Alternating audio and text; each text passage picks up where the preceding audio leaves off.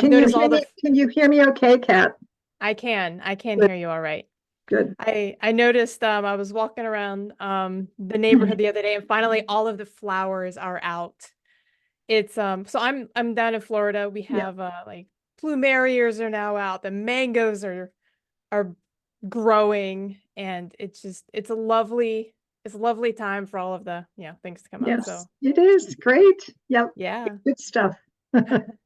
Well, I'm glad you're able to Hmm. come on today.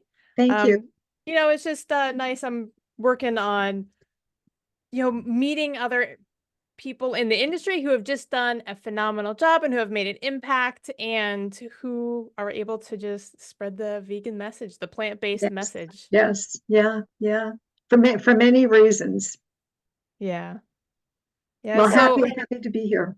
oh, well, thank you. So Mhm. it's mostly just a conversation. It's not Sure.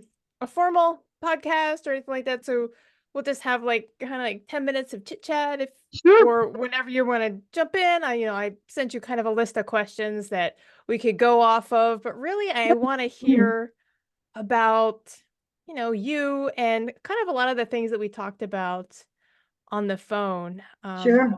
So with um with that, if I were to highlight like three main bullet points about you, what would you say, like for me to introduce you? What would be your three top achievements that you would be like, hey, here's Joanne, and she is a blank, blank, blank. Well, number one, she is a forever student, I would say, definitely. And, finding plant-based education and consulting has been one of the most rewarding um, professions I've ever done. My background was teaching and then social work and school counseling. So I love that whole arena. I did parenting education with many groups for 18 years on the side. I'm very passionate about that. But coming into teaching about plant based nutrition, embracing it myself first and seeing the results has been exceptionally rewarding. It combines not only teaching, which I enjoy, but also the coaching, and listening to people and hearing their stories. What are they striving for? What do they hope to achieve? And just kind of walking the journey with them. So that's basically about me. And I'm an Anna and love my grandkids and love family getting together. And yeah, so keep on going.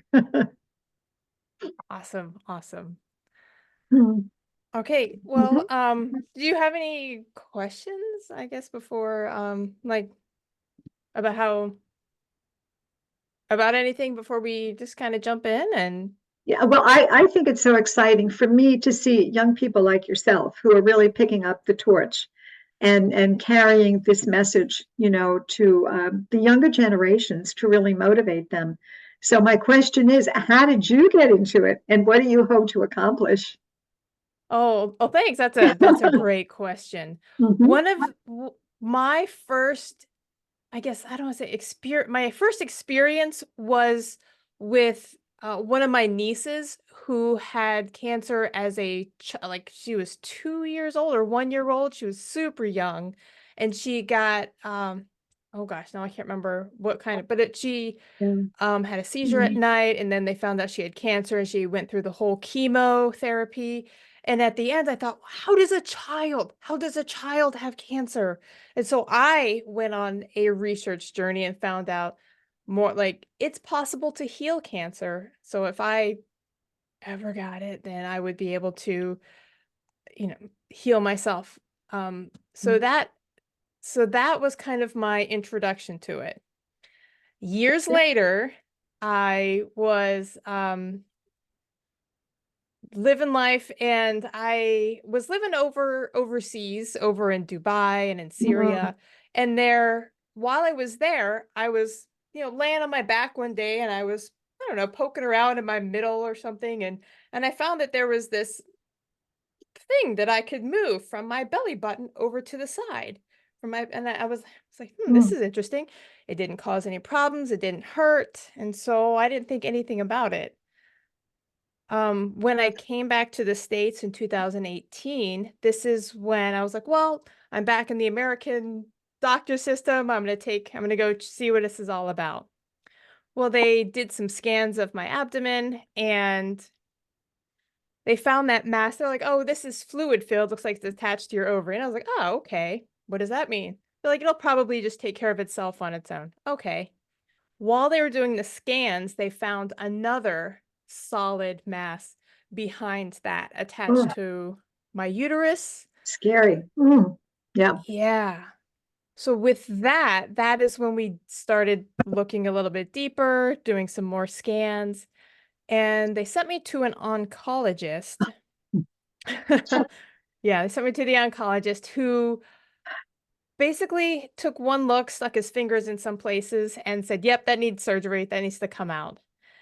And I was all ready to say no to a biopsy because I know the whole disrupting that mass can lead to even worse cancer. Mhm. So I was ready to say no to the biopsy, but he said, no, we don't even need to biopsy. We just need to take it out. Oh my gosh. I'm not ready to jump all that. So I asked him about fasting. I was like, well, what about fasting? Will that help? He's like, oh, no, that's just a fad. That's not going to do anything. So I left there. He was like, oh, we'll just put you across the hallway. We'll get you scheduled. And, you'll be fine by the end of the summer. And if you don't get the surgery, I don't know if you'll make it to the end of the summer. Oh, terrific. Wow. Without even doing a biopsy. How nice. Oh, Yes. oh, Yeah. someday that'll be malpractice. So I went, I left the clinic and I just stood there in this haze. Yeah. Life at that point had just, it's just like I was living in a cloud. I didn't even know what to do. Should I go home? Should I go to do That's I go right. to a friend's Yeah. house? Yeah. Yeah. I ended up going home and I fasted for the next 6 days, did not eat anything. And then water. Yeah. Yeah. And after that, and it was in those 6 days, I said, well, now's the time. I've got the motivation. It's plant-based, it is. And so from there, I was watching Yeah. YouTube videos, listening to podcasts, wishing that like somebody would speak. I could find somebody to like speak exactly to me. Find Yeah. the thing that I'm dealing with. Like, hey, you've got something that's by your uterus. This is what you need to do.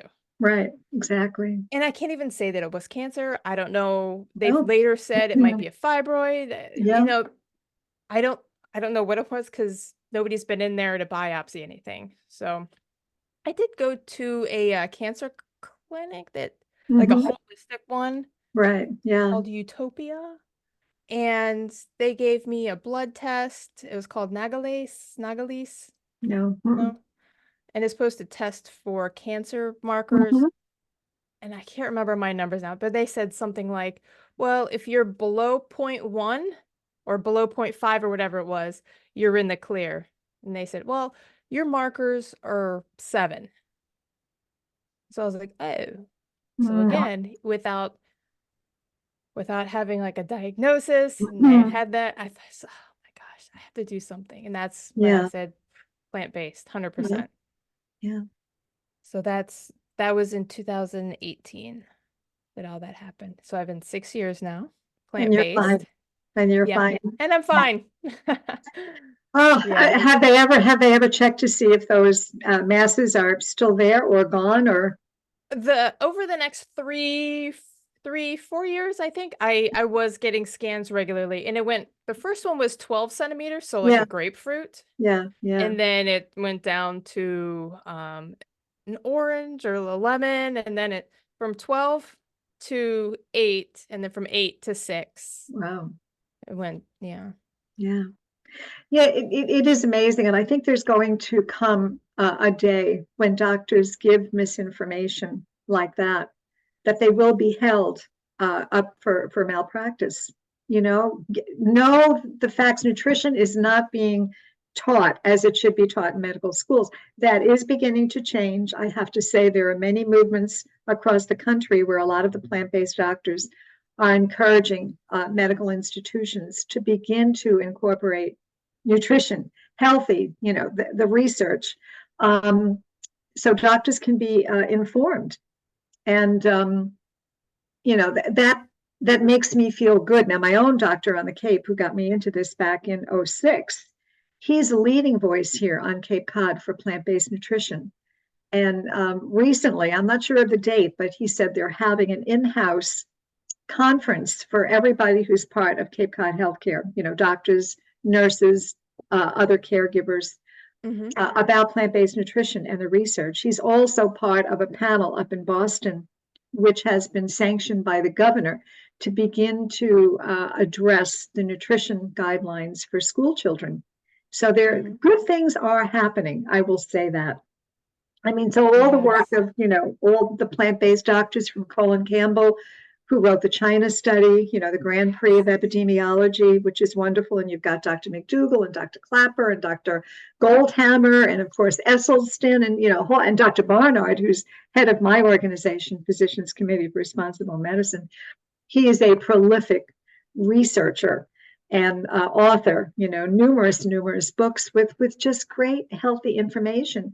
But I think for, a lot of people, one of the motivating factors to begin to step into this, it's either health or it's, animal rights, and also now the planet, the environment, taking a look at, are all three a concern to people, or is it one? But if one gets you into that, then you can begin to embrace the other, factors as well too. I got into it basically for health because my numbers were terrible, and cholesterol and triglycerides. And I thought I ate healthy. I always worked out, always thin, never had a weight problem, active, and my numbers were awful. And I was just very grateful that I was going to a physician then who was totally plant-based. And when he ever said to me, would you be willing to give up beef, pork, lamb, and dairy? And I said, oh, sure, I'll do that. And I did. I was a cold turkey person. And in 4 months, all my numbers came down into normal range. Yes. As I said, the thing that really impacted me, not only seeing it on paper, but I had 3 years even before that, I had terrible osteoarthritis in my wrist. I mean, painful. And I was working on a project with my parents' World War II letters, over 1,300, and doing a lot of transcribing. I had to stop. I couldn't even use the hand on the computer. I had to brace it for a week. And I thought, this was back in 2003. I was much younger then. So I'm like, am I going to be able to garden? When I would pick up my little grandkids who were babies then, even holding them, underneath like their arms, it hurt. Hurt your wrist? Yeah, my wrist, one wrist more than the other. After 4 months of eating plant-based, and this was, I started July '06, and it was December '06, that I'm in my kitchen and I'm chopping, I'm going, it's not hurting. Oh my God, it's gone. The pain is gone. Yes. And I, call my doctor. He said, well, when your external inflammation leaves, that means your internal inflammation around your organs is waning. Yeah, and you keep excited. I painted my hallway. I raked all my leaves, which I couldn't do before. So, but anyway, from there, a lot of doors opened. He asked me to do workshop for his staff at his medical facility, which I did. I heard about Physicians Committee for Responsible Medicine and applied, and happened to do a health fair. I was in Florida at the time because I go down for winter. And my doctor called and said, well, would you come up and do this health fair? And I said, oh, sure, I'll do the cooking demo, right? Leave Florida in March to come up north. Yeah. But Dr. Esselstyn was the keynote speaker, and his wife was there. And she said to me, you need to be doing this. And so she wrote to Neil Barnard. That's how it happened. So I've been teaching plant-based and consulting for a long time. Right.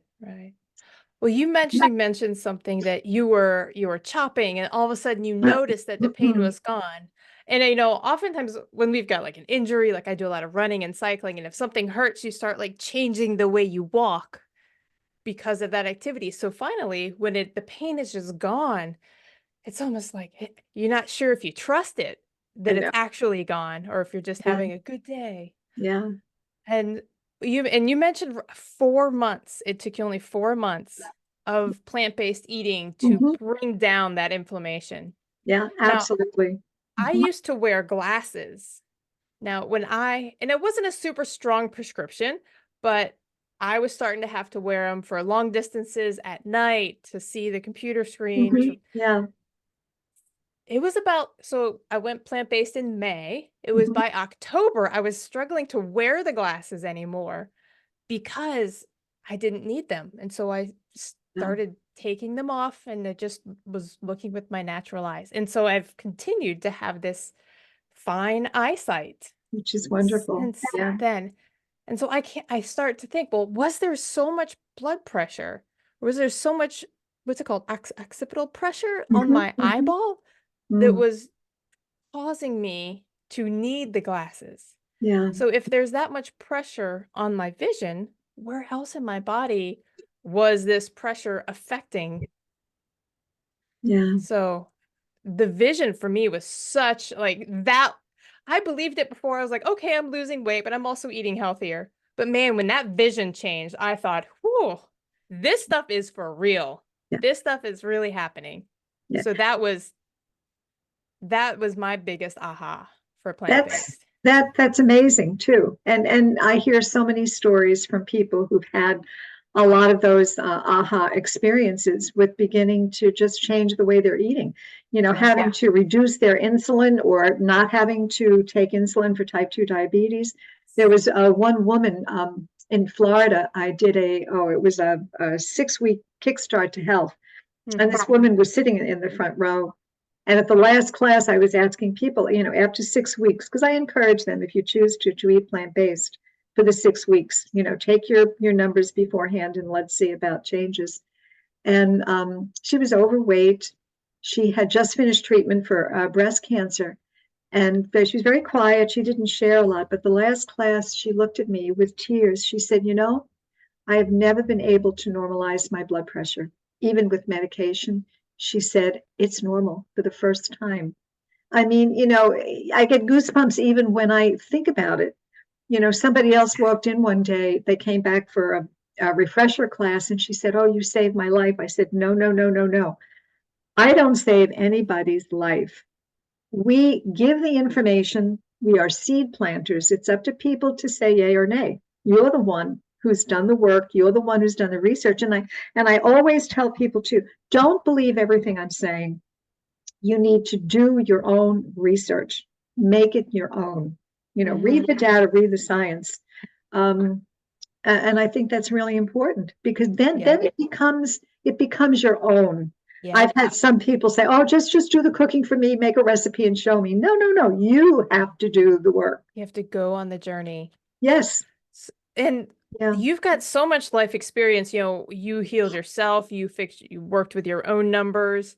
How does we'll say, life experience, your past work experience, because you mentioned you were a social worker. Hmm. Hmm. How has that worked for you to create solutions, find solutions, lead people on their journey to health or to lead them out of the ailment that they're dealing with? Hmm. Well, I think one thing is, for them, for instance, if they're curious, they'll come to a class.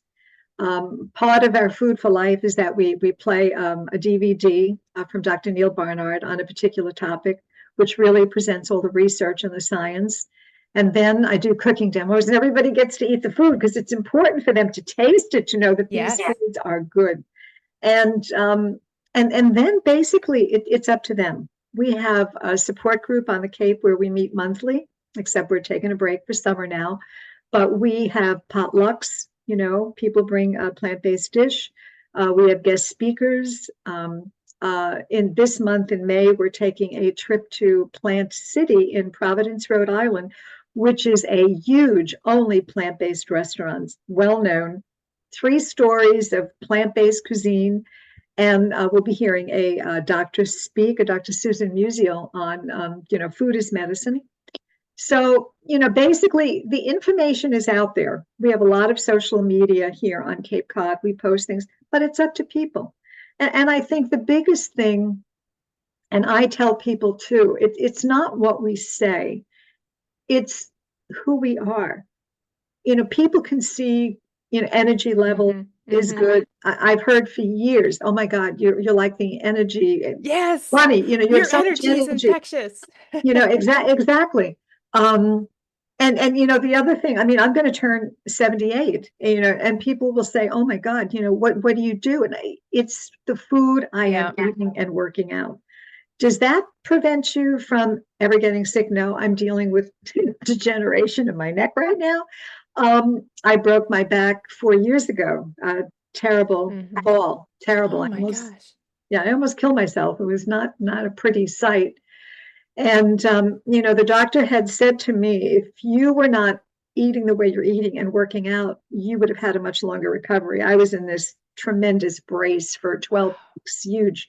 I looked like a stormtrooper.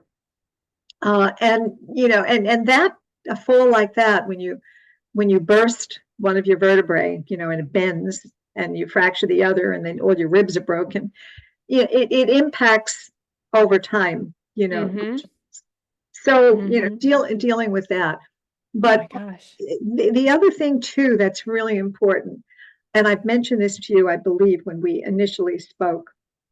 One of my other passions right now is spreading the work of Dr. Kelly Turner. And her book here, I have it, Radical Remission, Dr. Kelly Turner. And she's out of Harvard and UC Berkeley. Always interested in cancer, as I have been interested, because Mm-hmm. my first husband died of a very, very rare genetic cancer, one of the very few that has a familial link. And that was quite a journey. Mm-hmm. And his sister died from it. My niece died from it. Another sibling was operated on for it. The same rare The same, kind? very. Oh my gosh. And there's one doctor at the NIH who is doing research on this familial carcinoid syndrome. And my own kids are tested every 5 years as well. So there has been, cancer in the family. And, people think, oh my gosh, you eat this way, you're never going to get sick. No, no, no. There are so many factors that impact our immune system, from toxins to stress that we've been under, from, traumatic experiences that we might have buried within. And so Dr. Yes. Turner, in her interest in cancer, she wanted to kind of find out, what is it about these people who've had radical remissions? Because the oncologists that she happens to meet along her journey have always said, she said, I've had at least one story of a radical remission from each oncologist. So Mm. her PhD work was studying what are the factors, and she found 10 factors, and they all have to do with the mind, body, spirit connect. So when I teach and I share a class, I tell people that health is more than nutrition. Nutrition is one of the factors, only one. All the Yes. rest have to Yeah. do with mind, body, spirit, our emotions, our support, our reasons for living, herbs and supplements, Right. exercise, movement, all of that plays a big, big role in health and wellness. I mean, our own head nutritionist at pcrm, a young woman, beautiful young woman, mother of a 5-year-old, loving marathon runner, developed some of our programs, died of cancer. And when we got that word, everybody was shocked. Well, how could she die? She eats plant based. Oh my God, what's wrong with Yeah. this diet? They didn't even want to talk about it. It has to be spoken about. We don't know the background. And we don't know, quite frankly, what her mother ate when her mother was carrying her, because research is even showing they can almost detect when they Mm-hmm. do research of a fetus. Are you prone to a heart condition? Are you prone to this or that? Based on history, we don't know. So, my grandkids are, oh, you're going to live to be 90. I said, don't say that. I almost killed myself falling downstairs because they didn't turn on the damn light. Come on. I could Yeah. get sick. I'm living with a cyst in my kidney since 2004, which I've just kind of let go. It's like we don't know. But I think if we eat the foods that we know that science tells us have healing powers, Mm-hmm. healing antioxidants, incorporate them into our diet, exercise, move, meditation, anything that you can do, any type of a spiritual practice, be it traditional church, be it yoga, be it meditation, be it a walk in the woods, all of that impacts our cells. And what are we saying to each other? Do we walk around Yes. every day and say, oh my God, I'm no good. Nobody loves me. I'm such a failure. Oh my God, she's talking about me. Blah, blah, blah. Yeah. That That negativity, internal dialogue. yes, yes, that impacts ourselves. We're all guilty of it. I'm guilty of it too. I'm not perfect, you know. So how do we begin to change that? And you know, and one of the things exercises in the radical remission program that I'm now a coach and educator for, you know, I'll tell people, look in the mirror in the morning, really look at your eyes and say, I love you. How do you feel when you say that? What comes up? Do you go, whoa? Or do you go, yeah, I do. I love you. Yeah. Yeah. One of the things you mentioned, which I think is rarely talked about, but I think is so important, buried trauma. Oh, mm-hmm, mm-hmm, And I know that I've been through um, NLP and timeline therapy to go mm-hmm. back and work on, things that I've carried with me. So why do I react like this? What is happening? Yes. Yeah. What is my earliest memory of this emotion? But I'd Yeah. like to hear from you about what sorts of things could others do to release buried trauma, to unbury it, uncover it, and actually digest it so that it can pass away. Mhm. I think first and foremost, especially if you're a cancer patient or you're living with any chronic condition, and you have heard either from other people or you witness it from the results of your own behaviors, Mm-hmm. that there's some way you're reacting which is not serving you well. Get the help, you know, go and get some therapy if you have some underlying conditions or sources of trauma. You know, get someone skilled who can work on that. You know, and the other thing to do, there are so many things you can do. Journaling is important. Meditation is important. Having a friend, someone you trust that you can talk with and Mm-hmm. share with. But it is important to begin to unearth that and to increase positive emotions. How do you increase the positive emotions? Which is so Yeah. important. We don't do enough of that. You know, are you doing enough laughing? You know, are you doing enough journaling? Um, are you recording your dreams? What are your dreams saying to you? Ooh, They're, that's an they're, interesting one. yeah, I mean, there are ways to go ahead and to increase those positive emotions. And a lot of times, one of my fellow instructors in the radical remission, she said she would, anytime she would walk through a doorway in her home, any passageway, she would stop and she would say, I love you. I mean, something to break the cycle of the negativity. Because I think we all know if we wake up in the morning and we have this negative thought, that we keep repeating that over and over again during the day. You know, what is your self talk?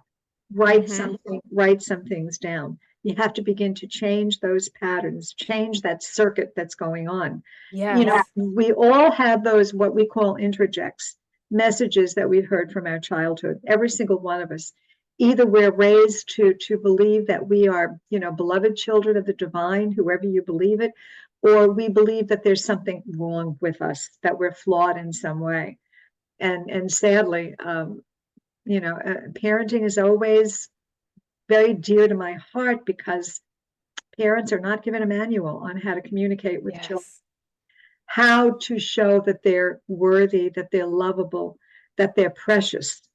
How do you discipline with love so you don't demean a child's worth? You know, how do you Mm-hmm. focus on the behaviors, not the personhood? And you know that's a skill. You know, people are not. You know, they don't become parents and know exactly how to parent. How to Right. communicate. Right. Right. Well, I want to get back to the work that you do. When clients come to you, what is the most common thing that they're struggling with, and how are you able? Yeah, let me ask you just that first. What's the most common ailment or struggle that clients come to you with? Boy, I mean, there are so many. people who come to my classes, let's say they hear about a Food for Life class that's taking place. They're curious about this whole food plant-based movement. Some people come, many of them, they're just not feeling energized. They don't have the energy. They might want to lose some weight. They just want to feel better. So they're curious and they're beginning to kind of tiptoe into this world, hearing about the foods, hearing about the research and the science behind it. Um, when I do individual consultations, a lot of times I meet with a person who's had a diagnosis. I recently met with a woman who I'm working with who has breast cancer, and she had her surgery and decided not to have treatment. It was a low grade, but she said, "No, I want to do it plant based." And I love this woman's energy. She's 80 years old, and she's a young 80. But she said, "I'm doing it. I'm going to follow the prescription," and she's gung ho. Mm-hmm. Um, Most people who want consultations are coming because they've been given a diagnosis and they want to help that healing process within. Hmm. Mm-hmm. And how long do you find that clients are struggling before they finally find you or before they start reaching out for help? Oh, I mean, it's that's kind of hard to say. It's hard to me, for me to really nail that down. I taught classes in Florida for many years, like 20 years going back and forth. And Mm-hmm. there was a nonprofit down there that funded my classes. So we would have full classes, 25, 30, 35 people coming. And for that particular, let's say, geographic and age group, most of the people who came to me were probably from 50 on upward. Okay. So whatever they were dealing with a long time. Wow. Before finding you or plant-based, what sorts of other things do they try before finally Oh, a crossing lot of them over? would talk about, some will come and say, "Oh, I've tried every diet in the world to lose weight. I've been on Weight Watchers. I've heard about the keto, but I hear it's not good." You know, one person went and had, the bariatric surgery. That's something that they felt would help. But we know that if you don't begin to make changes in your nutrition, a lot of that weight comes back again, even after the surgery. So, a lot of people are living that way. Some people have said, "Oh my God, well, I've had a weight issue my whole life. I can't seem to Mm-hmm. get into shape." So just a variety of responses to that. Um, Yeah. but Wow. but I think what's happening now is that the information on plant-based nutrition is out there, especially Mm-hmm. the blue zones and the books that have been written by Dan Buttner, knowing the longevity that people in the blue zones have attained. People are curious. Mhm. Yeah, exactly. And there was a Netflix documentary that came out recently about the blue zones. I was so thankful to see to try to like, hey, this is possible. Hey, look at these Yes. things. And so I was so thankful to see that. But I'm Yeah. curious, Mhm. as a coach, when you are working with somebody either through a diagnosis or through wanting to lose weight, maybe in a one-on-one setting, what would you say is the biggest struggle that you have as a coach to trying to help your client? Oh boy, there are many. I think initially, for a person, and I'm going to take this one woman I'm working with as an example, diagnosed with breast cancer. Um, she's Italian, loves food, loves life.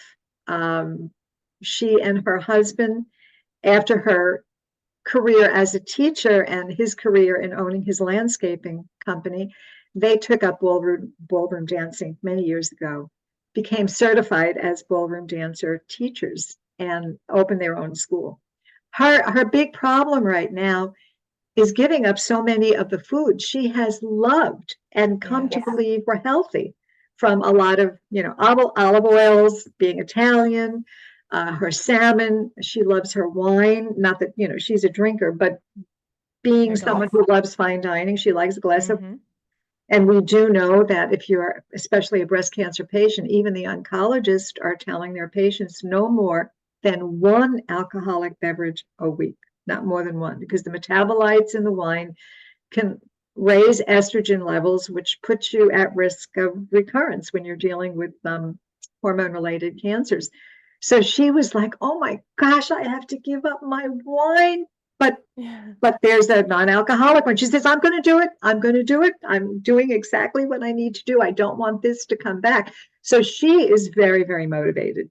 Mm-hmm. She asks a lot of questions, but a lot of the foods that would be foreign to someone. Okay, tempeh. When I first heard tempeh and I took a look at tempeh, I looked at a package and I went, it looks like brains. What am I going to do with this? And yet it's become one of my favorite protein sources. Nutritional yeast. What the heck? Do I use it in baking? Is it going to help my Yeah. bread? No, no, no. It's a molasses-fed yeast that has B vitamins. It has nutrition. It's Yeah. great. So it's that learning curve. Mm-hmm. Some people are frightened by a learning curve. Mm-hmm. Especially when you reach a certain age, you're used to doing things, and some people say, "Look, I don't want to make all these changes. I'll try to incorporate more healthy foods, but I'm not giving up my steak. I'm not Yeah. giving up my salmon. I love my cheese." All right, well, let me just tell you the effects of that. And cheese, Mm. if we can go back and take a look at what is a problem, cheese, um, dairy, big, big problems with people to give up. And when they Yeah. find out that cheese is laced with a casomorphine, and that's why it has such an addictive quality to it, it acts on our brains just like opiates do, Yeah. chocolate and meat too. Meat is very addictive. I mean, I know when I was eating, I always ate healthy and I had like red meat very, very occasionally. But once a year, I loved my filet mignon steak.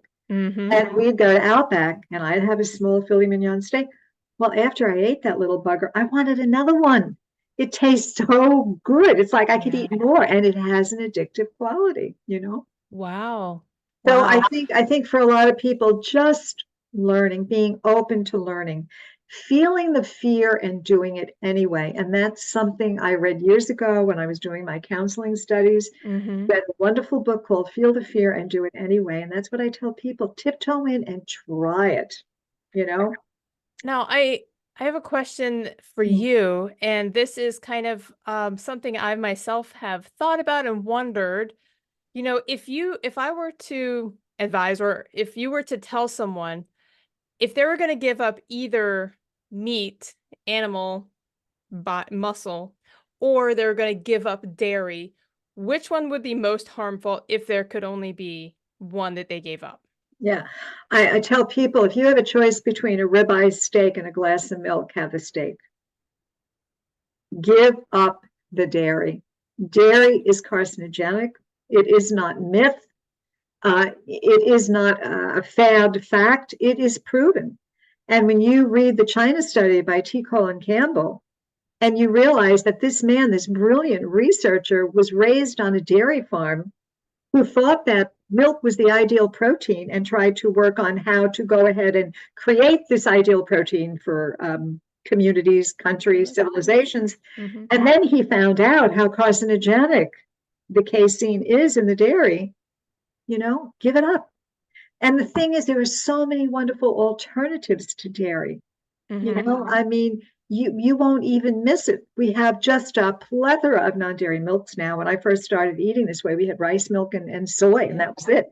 And now we have almond, we have cashew, we have hemp, we have oat, we have so many different non-dairy milks to choose from. And we have also like non-dairy cheeses. However, I have to tell people you have to read labels Mm-hmm. because a lot of the non-dairy processed foods are loaded with saturated fat. Now, for Mm-hmm. instance, I'm Italian. I love my pasta. I love various kinds of pasta with veggies and Yeah. you name it. And I buy the non-dairy cheese, the vegan Mm-hmm. parmesan, and I take a look at the label with like 7, 8, 9 grams of saturated fat. I won't touch that with a 10-foot pole. Mm-hmm. You know, Mm-hmm. you can use nutritional yeast chopped up with like grated almonds, or even quite frankly, for me, sometimes if I have the real grated cheese, okay, I might take Uh-huh. a teaspoon. And that's disclosure because there's only zero point 0.5 saturated fat. And, Mm-hmm. we have to be easy on ourselves, definitely. But Yeah. it's important to read labels. Dairy is very carcinogenic and Yeah. very inflammatory. Well, that's good. That's a good answer because I know I've heard a lot of people say, I can give up meat, but I can't give up dairy. And I've always thought, well, if you're going to give up one or the other, I always thought it would be the dairy because of all the concentrated hormones in Yeah.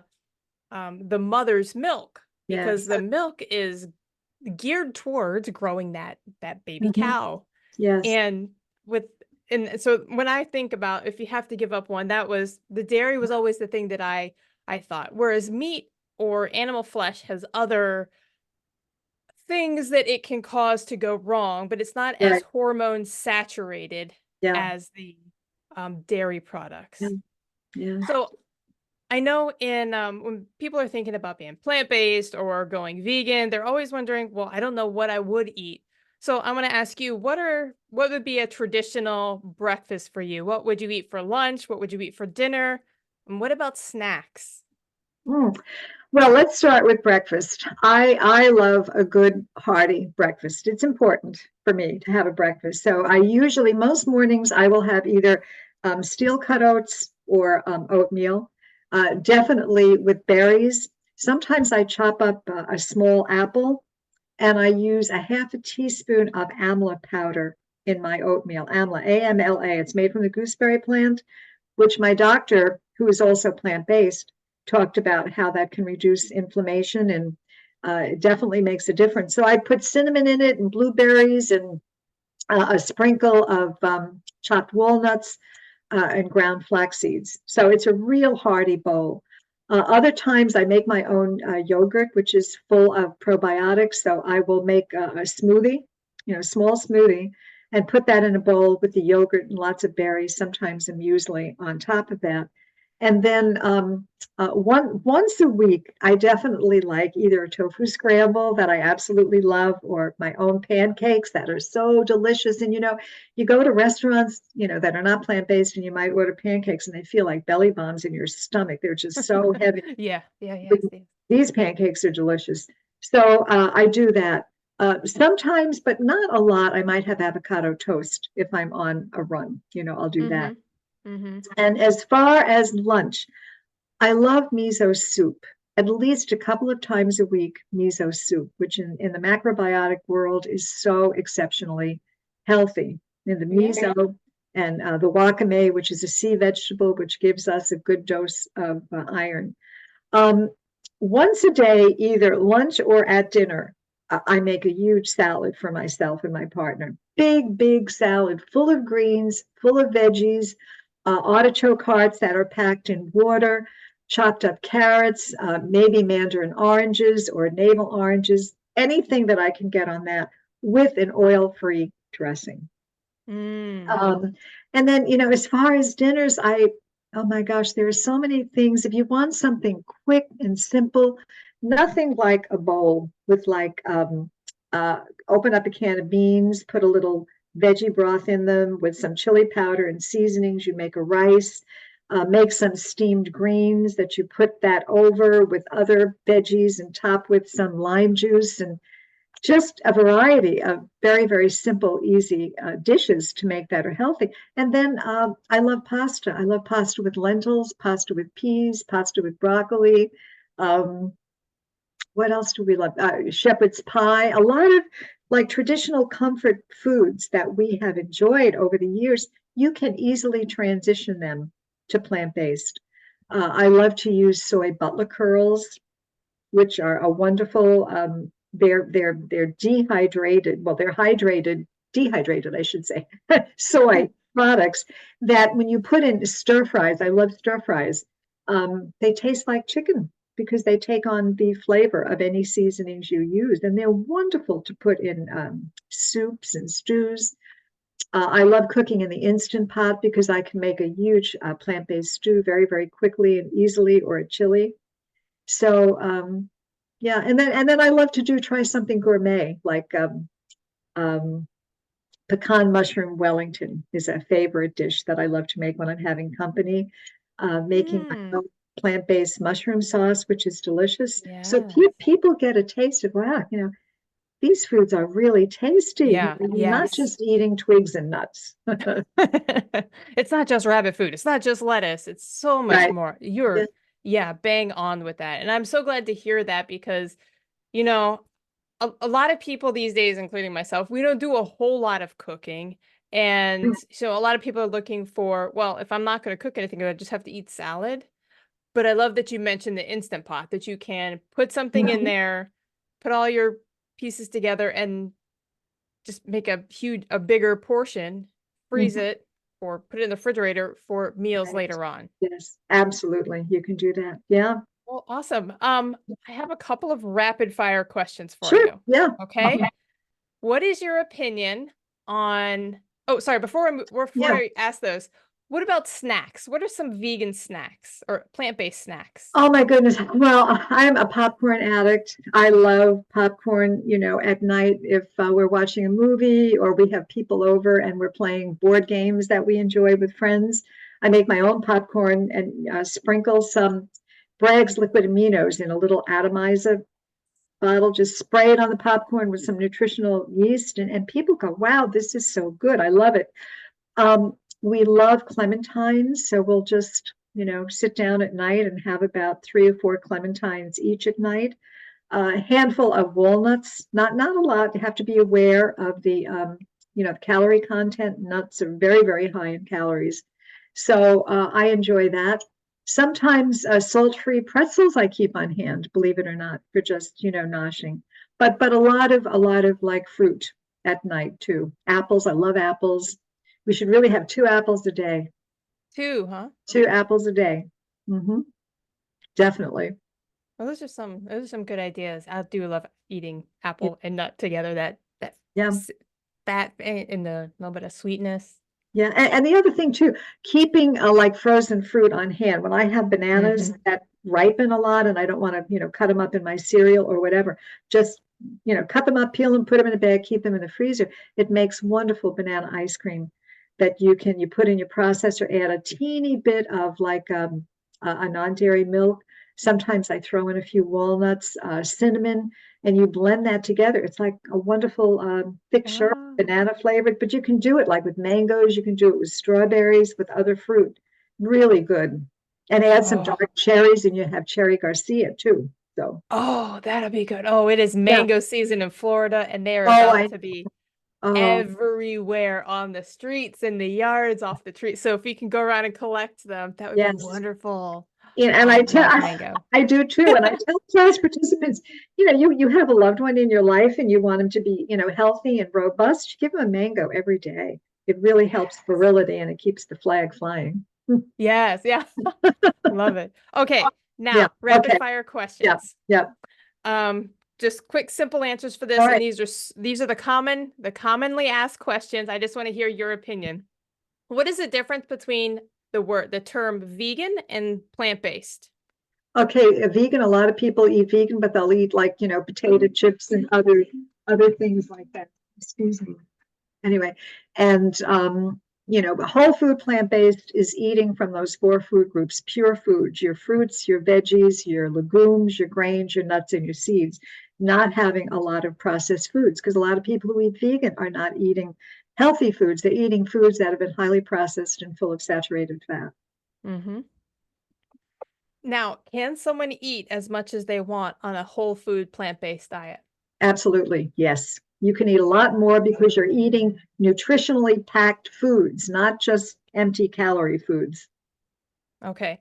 And what is your view on coffee? Love it.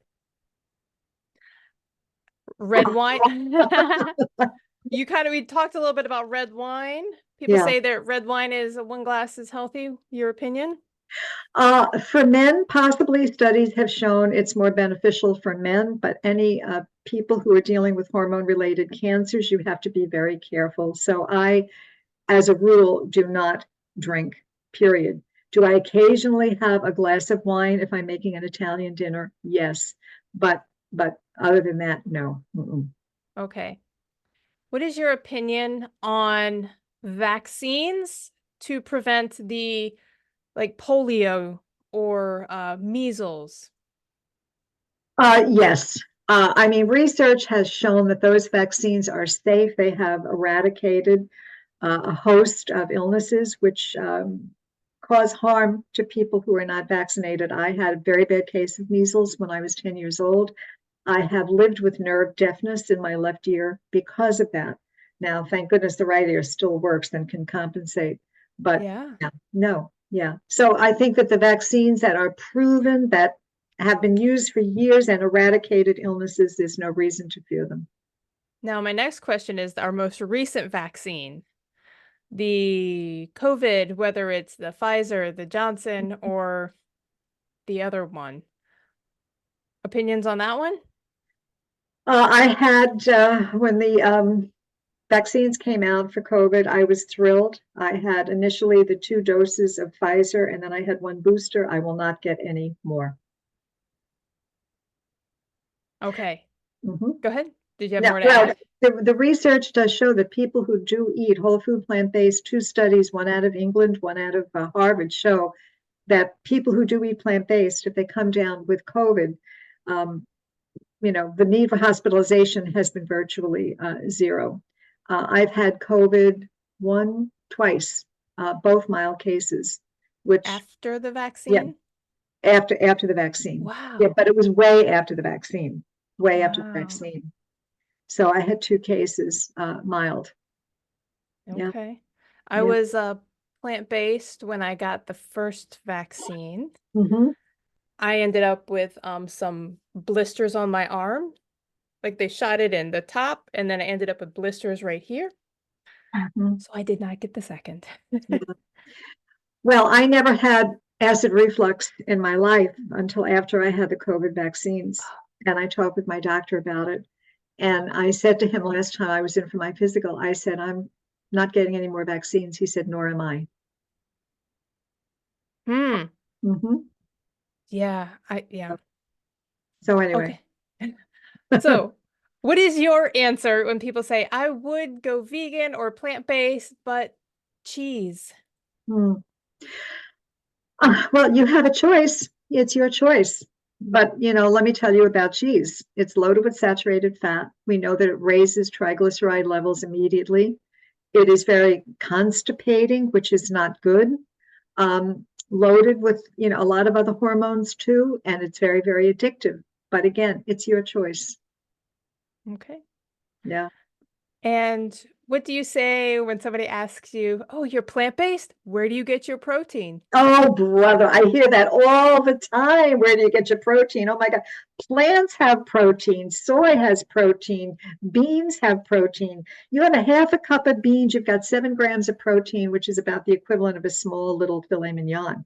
You're going to have plenty of protein. There have been no deficiencies in America eating plant-based.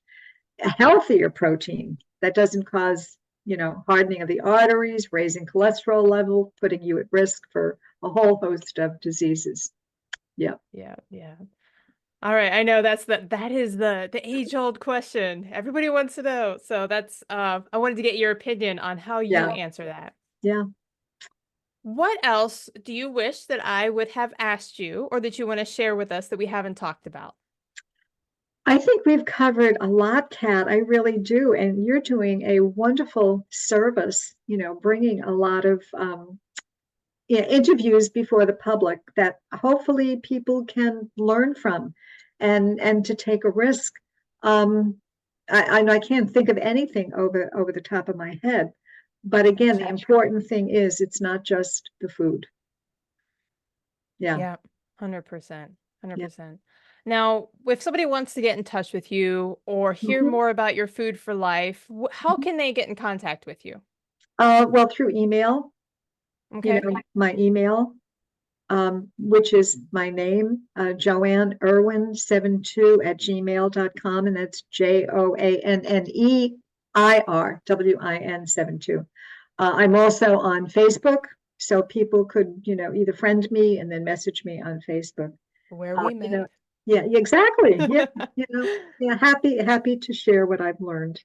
I think the thing is, once again, a lot more is shared by what we are, how we are living. what do we look like? What is our energy level like? Mm-hmm. All of that makes more of a difference rather than preaching. Yeah. 100. Yes, Yeah. definitely. Yeah. Living by example. As I may have told you, my little grandson, this was years ago when he was about 6 years old, he said to me, well, Nana, do you ever eat anything unhealthy? I said, well, when your mom has big holiday parties, I might indulge in some potato chips. You can't just have one. All Yeah. right. I'm human.